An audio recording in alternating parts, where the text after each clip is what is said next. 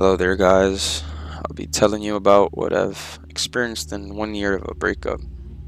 That was a 2 year relationship. It's been a year now since me and my ex have broken up, and I've slowly and gotten better, but I try and keep to journal. I try and journal every like 3 or 4 months just so I could like see back on how I've been progressing during this breakup. And this is what I wrote today. It's been a year since me and my ex have broken up, and she still lingers in my head. Sometimes a wave of sadness hits me and just makes me feel so bad. I don't know why I haven't truly moved on. I don't know whether I still think she'll come back, but when I see pictures of her or when someone brings her up, I just automatically shut down. And the only thing that flows through my mind is her.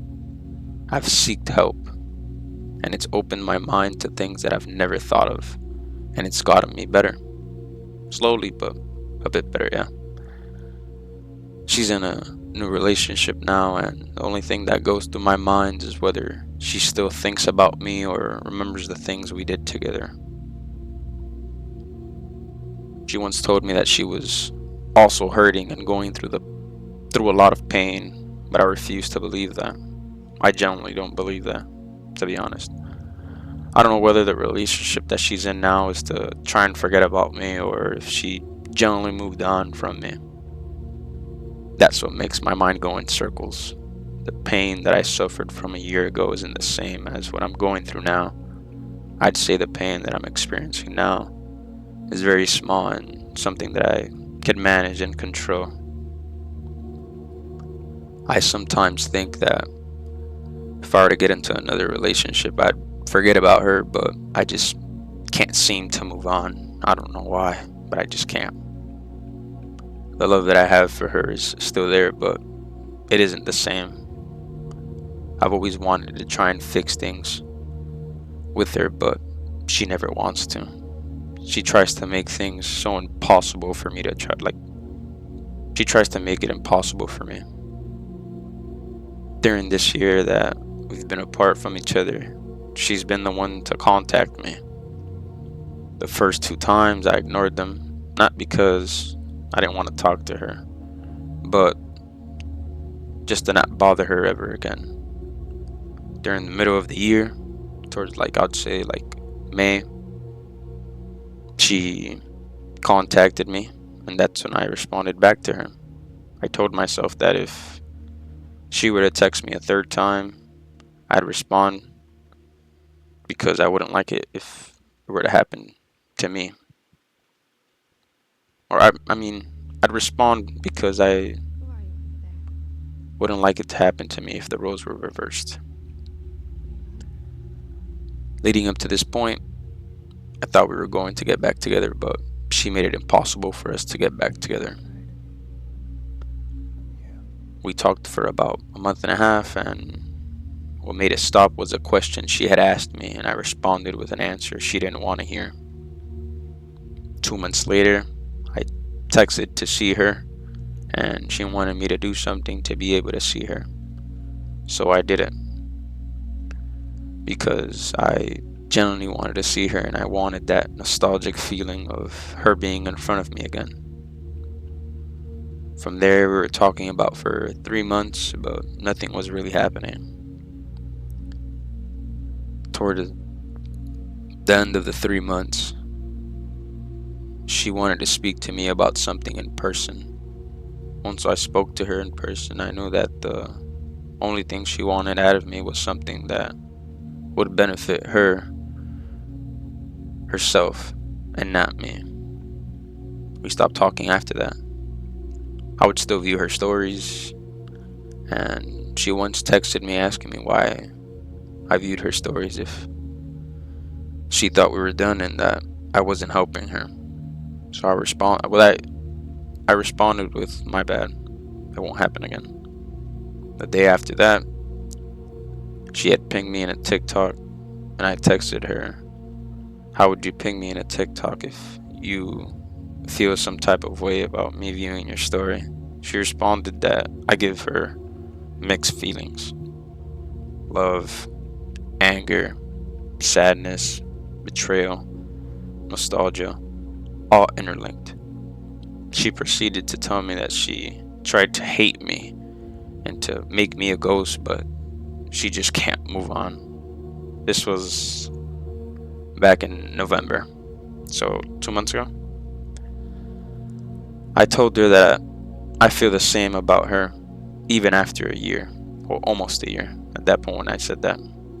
But she didn't believe me whatsoever. She said she didn't believe me at all. I still love her with all my heart, but I still can't manage to get her out of my mind. Sometimes the hardest part about moving on isn't the breakup, it's the hope that never fully dies. It's waking up thinking you're okay, and then a memory hits you out of nowhere. It's seeing their name, their picture, or hearing someone bring up their name, and that feeling, and the feeling your chest tighten like it all just happened yesterday. And then you start asking yourself, why am I still like this? Why can't I just let go? But the truth is, you're not weak, you're not obsessed, you're not broken. You're stuck in something your heart hasn't finished processing yet. Because when someone leaves your life but never fully disappears, when they come back, reach out, give mixed signals, and keep emotional access to you, your mind never gets the message that it's actually over. And that's what happened to me. I never really got that closure from her when we would stop talking throughout this entire year. So you live in this constant state of maybe. Maybe they'll come back, maybe they'll stay. Maybe you meant more than you think. But all that maybe does is it just traps you. It's not love, it's not memories, it's hope. You start wondering if they still think about you, if they miss you, if their new relationship is real, if what you had still lives somewhere inside them, and you don't even realize that every one of those thoughts is tying you tighter to someone who is no longer choosing you. That's the part that hurts the most. That's at least the part that hurt me. Knowing those feelings is what makes your mind go crazy. So you sit there and try to solve a puzzle that has no answer that will bring you peace. And one day you realize you don't actually need the answers. You don't need to know if they miss you. You don't need to know if they moved on. You don't need to know what they feel. Healing starts when you stop asking, do they still care? And start asking, why am I still giving my energy to someone who doesn't choose me? That's when things begin to shift. That's when you stop checking their page, replaying conversations, stop imagining scenarios, stop feeding the loop that's been running in your head for months. And it feels weird at first. It feels quiet, empty, like if something is missing. But that missing feeling is a piece trying to enter your life. You're not losing them, you're finding yourself again. You're realizing that you deserve a love that is certain, a love that doesn't leave you confused, a love that doesn't make you question your worth or sit in emotional limbo for a year. You deserve to be chosen clearly, fully, without hesitation. So today you don't have to move on. You just have to let go of the hope that they'll come back. And when you do that, you'll finally feel something that you haven't felt in a long, long time. That's what I wrote. To this day, this is what I'll be saying now. It's just fully from my head, not what I've written down. But the things that I think about her when I'm in my own thoughts is the good things that we had during the relationship. I usually don't tend to think about the negative things. I only think about the good things. So I feel like if that's what you really only focus on is bad, in the sense of that's the only thing that will remind you of that person. It'll completely blank out and forget the bad things you had during the relationship. And that's what I struggle with. I struggle with those types of things. I don't think of the negative things. I just usually think about the positive things that we had during the relationship. But it gets better through time, though, of course. The pain that I had, like how I said, the pain that I had from a year ago from the breakup is not the same how I am right now. If I were to even be speaking last year, I'd just be crying every single sentence I'd be saying. But I'm at a point now where I understand why we're not in a relationship. I do. Just the only thing that goes through my mind is like, she told me she had mixed feelings 2 months ago, but then ends up being in a new relationship after like not even a couple weeks after that. So like, that's what makes my mind go in circles, I'd say. I don't really care if she's in a new relationship. I honestly don't care. It's just the fact that someone could tell you something and then not even a couple weeks later she's there posting with someone else. Like, I was at that point when we had stopped talking in November, like, she had blocked me. She blocked me everywhere. And I wasn't never the type to block her. Only time I blocked her was when I spoke to a therapist during summer of last year, and that's when I had blocked them. I mean, I blocked her. But yeah, she had blocked me after that, and when she had blocked me, one of my homeboys, he had sent me a picture of her being on Hinge. He had showed me that, like, I didn't feel any type of way towards it. I just kind of like saw it, and I was like, damn, okay. Only reason why was because, like, I view those applications as in like a way to try and forget someone. Like, I don't see real love within those applications whatsoever. I don't see it at all. I seen that as like, she needs this application to get the thought of me out of her mind, and just knowing that, like, it's whatever. So then after that, that's when I had seen her Instagram with a picture of some other guy. I felt some type of way. I'm not gonna sit here and say I didn't feel any type of way, because I generally did feel some type of way. because a couple weeks before that, she was telling me that she had mixed feelings. Love, like she wanted me, but seems to like can't work out between us. And she knew that I was the type of person to like always wanting to fix things in the relationship. Always.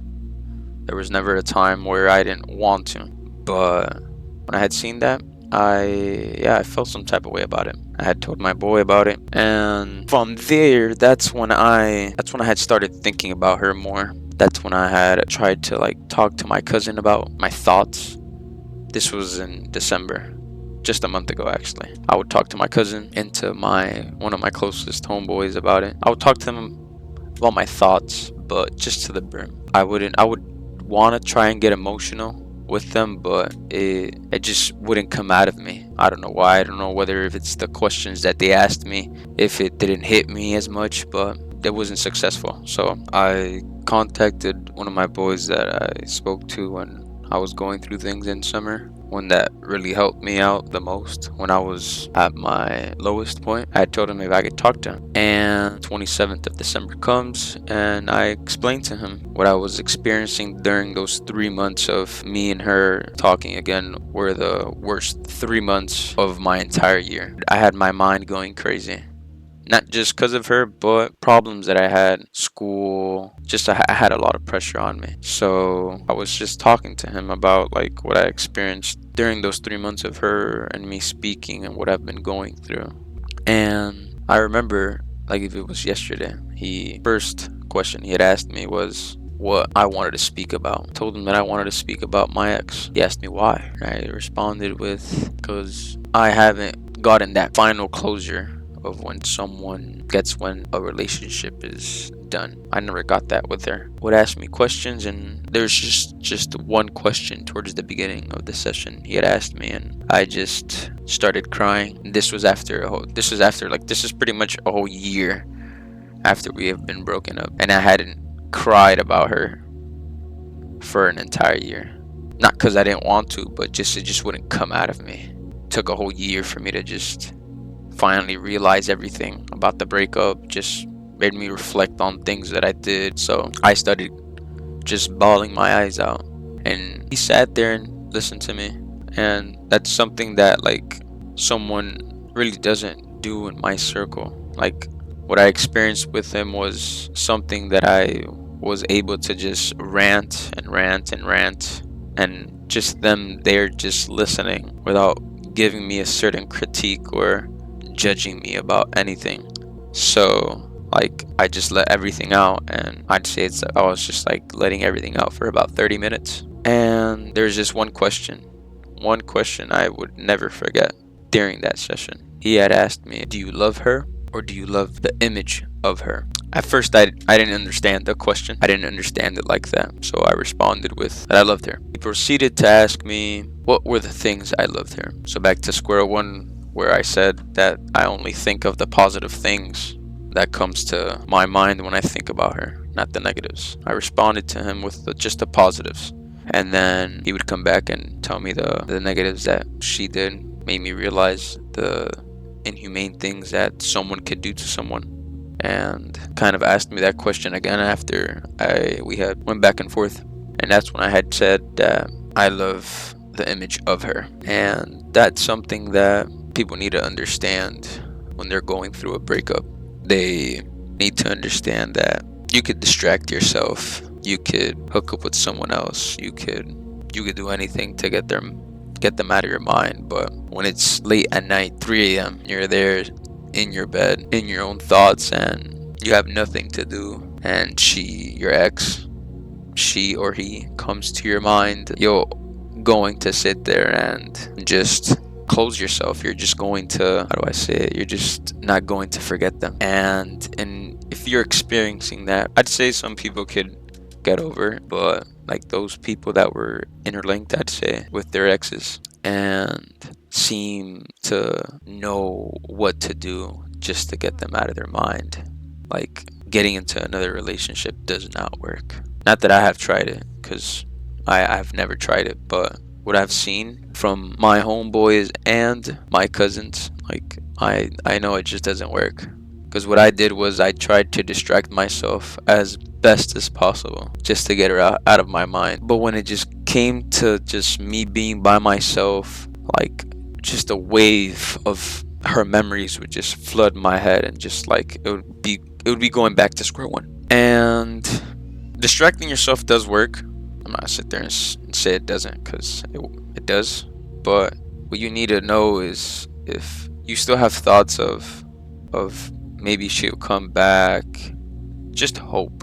Hope is something that really destroys your head, and that's what I'm starting to realize now, because I don't understand why I still have hope if everything is just blatantly in my face there. Literally everything. And yeah, everything is just blatant in my face. So hope is something that could really affect your mind, and you not thinking of that could really progress your improvement of just finding yourself, just literally finding yourself. All you have to do is just let go of the hope. His hope is something very strong. Hope is something where you keep a door open, which in reality is already closed, like how it was in my case. Mine is already closed, but I don't know why I have that hope of her to coming back. Just those things. The hardest thing to accept is that hope is always not a good thing.